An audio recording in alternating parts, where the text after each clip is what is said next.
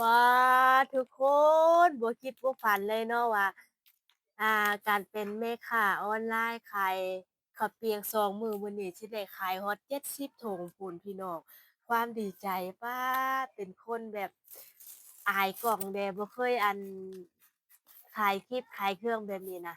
หามาเริ่มขายสร้างแบรนด์ข้าวเปียกเป็นของตัวเองแล้วก็มาขายน่ะได้ขายดีแล้วก็ดีใจแรงพี่น้อง เดี๋ยวนี้ไก่หมดแล้วเอามา100ปลายถุง130ถุงเดี๋ยวนี้ได้ขาย70ถุงเดี๋ยวนี้ยังบ่หลายแล้วเนาะยังใส่ซองประสานนี่ประมาณ50ถุงนี่แหละยังประมาณนี้เนี่ยเนาะอันนี้จะเป็นแบรนด์ข้าวเปียกเด้อของข้าวน้อยเองนี่ที่ใช้รูปของตัวเองแล้วก็ใช้ชื่อสาวน้อยเนาะตัวนี้จะเป็นเส้นเฟอร์นี่ใส่รูปของตัวเองคือกันเนาะใส่สาวน้อยเมืองรอง มีเครื่องปรุงครบรสแบบนี้นี่พี่น้องมีมะเขือแดงแล้วก็มีเจียวกระเทียมแดงแล้วก็มีลูกชิ้นแล้วก็เครื่องปรุงครบสุดเลยก็ราคาถูกๆข้อยขายถูกๆข้อยเอาถ้าผู้ใดอยากเป็นตัวแทนหรือว่าอยากเอาไปขายต่ออยู่ห้านก็สามารถติดต่อมาหาได้เด้อจิฝากเบอร์อยู่ไว้อยู่ใต้คอมเมนต์เลย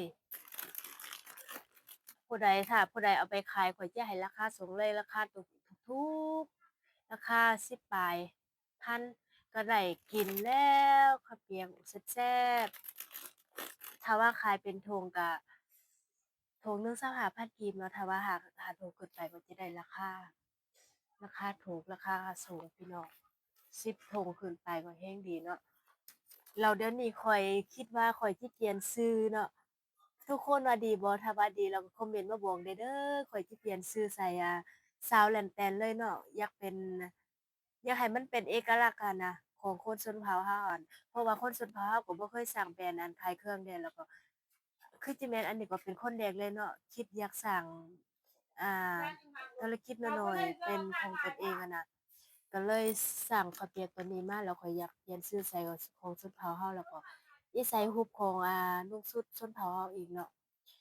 ทุกคนว่าดีบ่ถ้าว่าดีแล้วคอมเมนต์มาบอกข้อยได้เด้อ ผู้ใดที่เข้ามาอุดหนุนก็ต้องขอขอบใจหลายดีใจแรงที่ได้ขายส่งมื้อละได้ขาย70ถุงนะอย่าลืมมาอุดหนุนเด้อพี่น้อง